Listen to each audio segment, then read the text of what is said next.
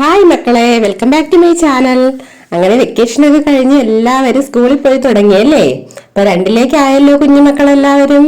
അപ്പൊ നമുക്ക് പഠിച്ചു തുടങ്ങണ്ടേ? നമ്മളെ മലയാളമാണ് ആദ്യം നോക്കാൻ പോകുന്നത്. മലയാളത്തിലെ ആദ്യത്തെ പാഠം മഴയോ മഴ.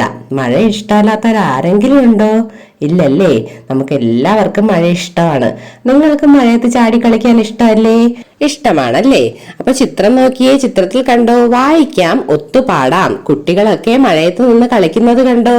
അപ്പൊ നമുക്കൊന്ന് വായിച്ചു നോക്കിയാലോ? മഴയോ മഴ.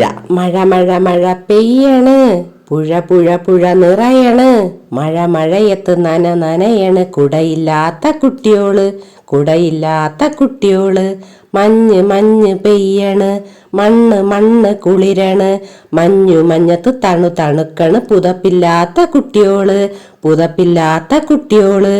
നിങ്ങൾ കൂട്ടുകാരുമൊത്ത് ഈണത്തിൽ പാടണം. നിങ്ങളുടെ ടീച്ചർ പറയുമ്പോൾ ഈണത്തിൽ പാടണം. പാടുമല്ലോ? നിങ്ങൾക്ക് ഇഷ്ടമുള്ള ഈണത്തിൽ പാടാവുന്നതാണ്. എന്താണ് പറയുന്നത് ഇതിൽ? മഴ മഴ പെയ്യുന്നല്ലേ? മഴ പെയ്തുകൊണ്ടിരിക്കുന്നു. അപ്പോൾ എന്ത് സംഭവിക്കുന്നു? പുഴ നിറയുന്നു.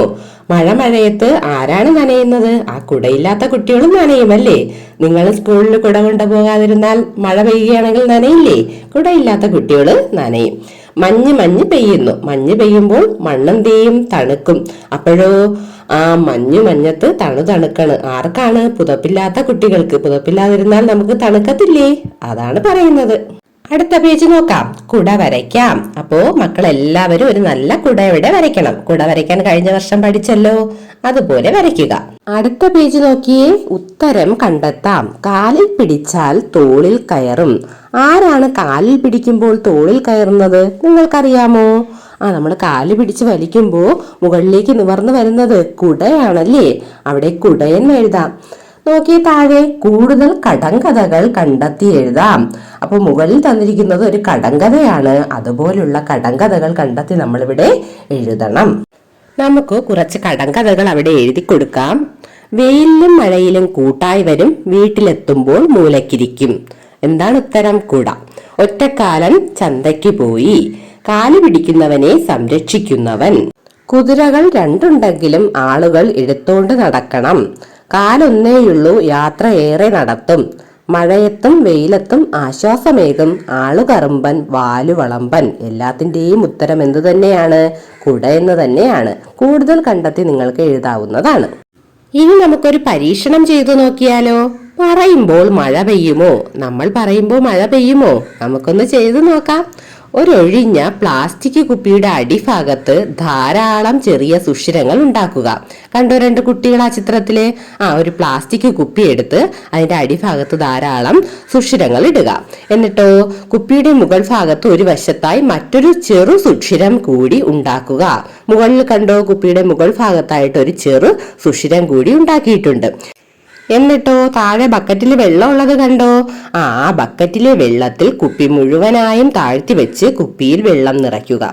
എന്നിട്ട് എന്ത് ചെയ്യണം? കുപ്പി ഭദ്രമായി അടയ്ക്കുക.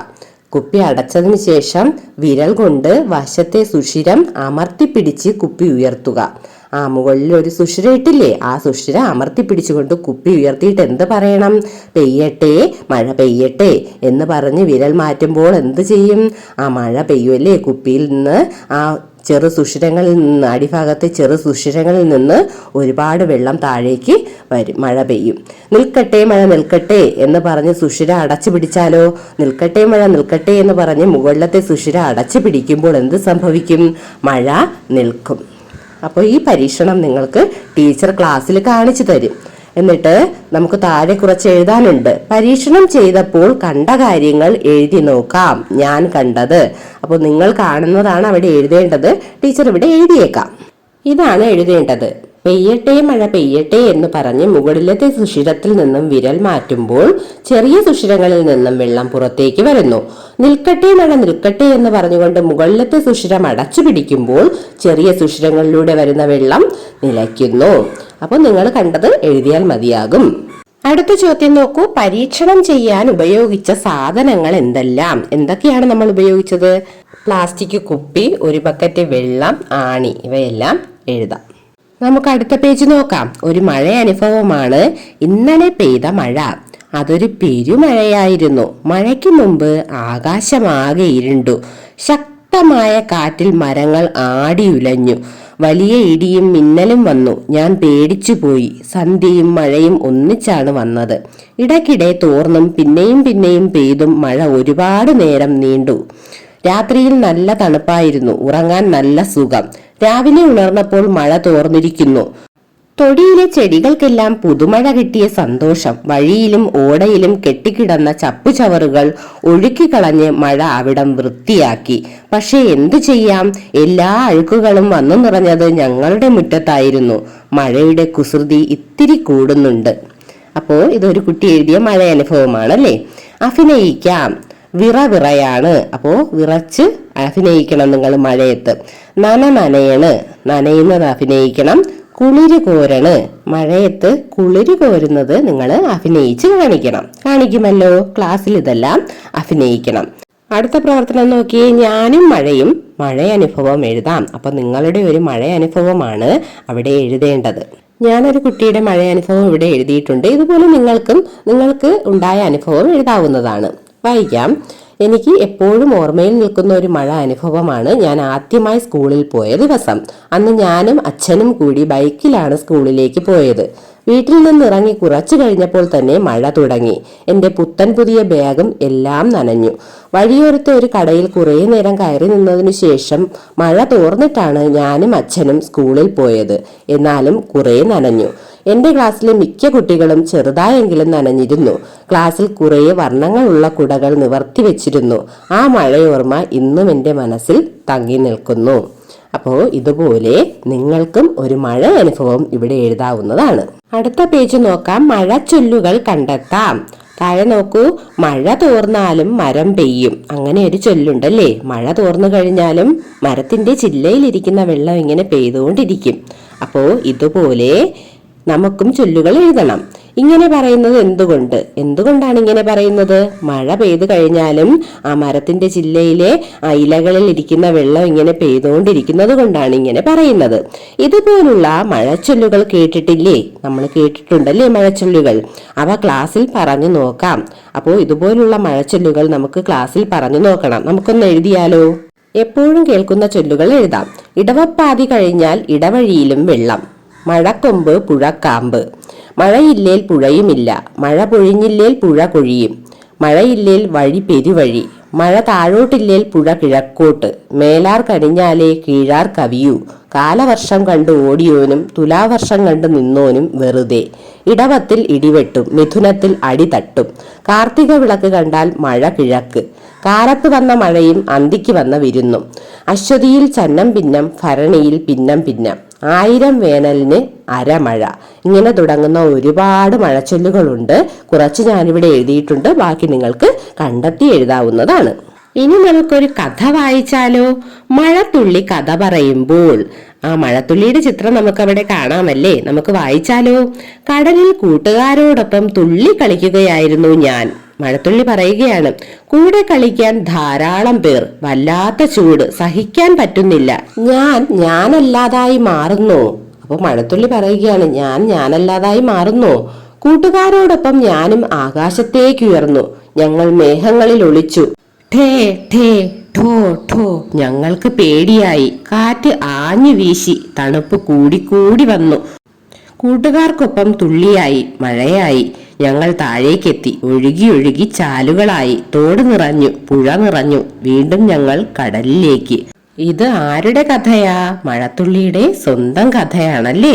കടലിൽ കൂട്ടുകാരോടൊപ്പം കളിച്ചോണ്ടിരുന്നപ്പോൾ ചൂട് കൂടിയപ്പോൾ എന്തായി? ആ മഴത്തുള്ളി നീരാവിയായി മുകളിലേക്ക് പോയി, ആകാശത്തേക്ക് ഉയർന്നു പോയി, മേഘങ്ങളിൽ ഒളിച്ചു. എന്നിട്ടോ ആ തണുപ്പ് കൂടിക്കൂടി വന്ന് മഴയായിട്ട് താഴേക്ക് പെയ്തു.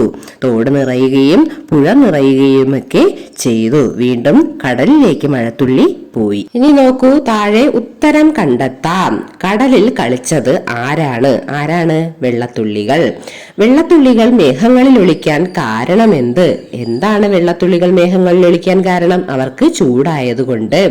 വെള്ളത്തുള്ളികൾ പേടിച്ചതെന്തിന്? ഇടിവെട്ടുന്ന ശബ്ദം കേട്ട്. അടുത്ത ചോദ്യം നോക്കൂ. കാറ്റ് ആഞ്ഞു വീശിയപ്പോൾ എന്തു സംഭവിച്ചു? വെള്ളത്തുള്ളികൾ മഴയായി താഴേക്ക് വീണു. ഇനി അടുത്ത പേജ് നോക്കിയേ. സംഭാഷണം എഴുതാം. ആരൊക്കെ തമ്മിലുള്ള സംഭാഷണമാണ്? വെള്ളത്തുള്ളിയും നമ്മുടെ കുട്ടിയും തമ്മിലുള്ള സംഭാഷണമാണല്ലേ. അപ്പൊ മഴത്തുള്ളിയും കുട്ടിയും തമ്മിലുള്ള സംഭാഷണം എഴുതാം. കുട്ടി: മഴത്തുള്ളി മഴത്തുള്ളി, നീ എന്തിനാ ആകാശത്തേക്ക് ഉയർന്നത്? മഴത്തുള്ളി: ചൂട് സഹിക്കാൻ വയ്യാഞ്ഞിട്ടാണ്. കുട്ടി അപ്പൊ എന്തായിരിക്കും ചോദിക്കുന്നത്? എന്ത് ചോദിക്കാം? അത് നമുക്ക് അവിടെ എഴുതി കൊടുക്കണം. മഴത്തുള്ളി: നീ എന്തിനാ പേടിച്ചത്? മഴത്തുള്ളി: ടേ ടേ ശബ്ദം കേട്ടിട്ട്. കുട്ടി: അപ്പൊ കുട്ടി ചോദിക്കുന്നത് നമ്മൾ അവിടെ എഴുതി കൊടുക്കണം. കാറ്റ് വീശിയപ്പോൾ നിനക്ക് എന്ത് സംഭവിച്ചു മഴത്തുള്ളി? അപ്പൊ മഴത്തുള്ളി എന്തായിരിക്കും പറയുന്നതെന്ന് നമ്മുടെ ഭാവനയിൽ വരുന്നതനുസരിച്ച് എഴുതാം. എന്ത് പറയും? തണുപ്പ് കൂടി കൂടി വന്നു, പിന്നീട് മഴത്തുള്ളികളായി ഞങ്ങൾ താഴേക്ക് വീണു. അപ്പൊ ഇത് വായിച്ചതിന് ശേഷം അതനുസരിച്ച് നിങ്ങൾക്ക് സംഭാഷണം എഴുതാവുന്നതാണ്. ഇനി താഴെയായി നോക്കൂ. കണ്ടെത്താം, എഴുതാം. എന്റെ നാട്ടിലെ ജലസ്രോതസ്സുകൾ. അപ്പോ നിങ്ങളുടെ നാട്ടിൽ എന്തൊക്കെ ജലസ്രോതസ്സുകൾ ഉണ്ടോ അതെല്ലാം എഴുതാം. പുഴ തന്നിട്ടുണ്ട്, ഏതൊക്കെ എഴുതാം? കുളം, തോട്, കിണർ, തടാകം, അരുവി. നിങ്ങൾക്ക് ഇഷ്ടമുള്ള ജലസ്രോതസ്സുകൾ എഴുതി ചേർക്കാവുന്നതാണ്. ഇനി അടുത്ത പേജ് നോക്കിയേ. പ്രതികരിക്കാം, പോസ്റ്റർ വാക്യങ്ങൾ തയ്യാറാക്കാം. അപ്പോ പുഴയില് മാലിന്യങ്ങൾ കൊണ്ടെറിയുകയും പിന്നെ ഫാക്ടറിയിൽ നിന്നുള്ള മാലിന്യങ്ങളെല്ലാം പുറന്തള്ളുകയും ഒക്കെ ചെയ്യുന്നു. ഇതിനെതിരെ നമ്മൾ പ്രതികരിക്കണ്ടേ? പ്രതികരിച്ചില്ലെങ്കിൽ ജലം അമൂല്യമാണല്ലേ, നമുക്ക് ജലമില്ലാത്ത അവസ്ഥ വരും. അപ്പോൾ അവിടെ തന്നെ ഒരു പോസ്റ്റർ തന്നിട്ടുണ്ട്. അരുതേ, മലിനമാക്കരുതേ, ജലസ്രോതസ്സുകൾ നാടിൻ സമ്പത്ത്. ഇതുപോലെ നമുക്കും പോസ്റ്ററുകൾ തയ്യാറാക്കാം. പോസ്റ്റർ വാക്യങ്ങൾ എഴുതാൻ പറഞ്ഞിട്ടുണ്ടല്ലേ, തയ്യാറാക്കാൻ പറഞ്ഞിട്ടുണ്ട്. അപ്പൊ നമുക്ക് എന്തൊക്കെ എഴുതാം? ജലം ഇന്ന് സംരക്ഷിച്ചാൽ നാളെയുടെ ജീവിതം സുരക്ഷിതം. ഒരു തുള്ളി വെള്ളം പോലും അമൂല്യം. ആവശ്യമുള്ളത്ര മാത്രം ഉപയോഗിക്കൂ. നദികളും കുളങ്ങളും സംരക്ഷിക്കൂ. മഴവെള്ളം ശേഖരിക്കൂ. ജലമില്ലെങ്കിൽ ജീവനുമില്ല. നമുക്ക് കൈകോർക്കാം, ജലസംരക്ഷണത്തിനായി ഇന്നു തന്നെ തുടങ്ങാം. ഇതുപോലുള്ള വാക്യങ്ങൾ അടങ്ങിയ പോസ്റ്റർ നിങ്ങൾ തയ്യാറാക്കണം. തയ്യാറാക്കുമല്ലോ. അപ്പൊ നമുക്ക് അടുത്ത പേജ് നോക്കിയാലോ. നമ്മുടെ നാട്, നമ്മുടെ നാട്ടിനെ കുറിച്ച് എഴുതിയിരിക്കുകയാണ്. കുളിരുണരും മലയുടെ നാട്, തെളിയൊഴുകും പുഴയുടെ നാട്, നീലക്കടൽ അലയുടെ നാട്, ഇത് നമ്മുടെ കേരള നാട്. തെങ്ങോല പീലി വിരിച്ചിട്ടാടുക നാടേ മയിലാട്ടം, പനയോല പീലി നിവർത്തി ആടുക നാടേ തിറയാട്ടം. നെൽവയലുകൾ തത്തപ്പച്ച, താഴ്വരയിൽ വാഴപ്പച്ച, കാടിൻ കരിനീലപ്പച്ച, തളിരിലകളിൽ ഇളം പച്ച, പല പച്ചകൾ ചേർത്തു വെച്ചൊരു ചിത്രം നമ്മുടെ കേരള നാട്. നമ്മുടെ കേരള നാട്ടിനെ കുറിച്ച് എഴുതിയിരിക്കുന്ന പാട്ടാണല്ലേ. അപ്പോൾ നമ്മുടെ നാട് എങ്ങനെയുള്ളതാണ്?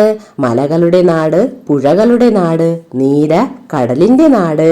അതുപോലെയുള്ള നമ്മുടെ കേരള നാട്ടിൽ തെങ്ങോലകളുണ്ട്, പിന്നെയോ പനയോലകളുണ്ട്, പിന്നെയോ നെൽവയലുകൾ, തത്തപ്പച്ച നെൽവയലുകളും താഴ്വരകളും കാടുകളും എല്ലാം ചേർന്ന് വരച്ച ചിത്രമാണ് നമ്മുടെ കേരള നാട്ടിന്റെ.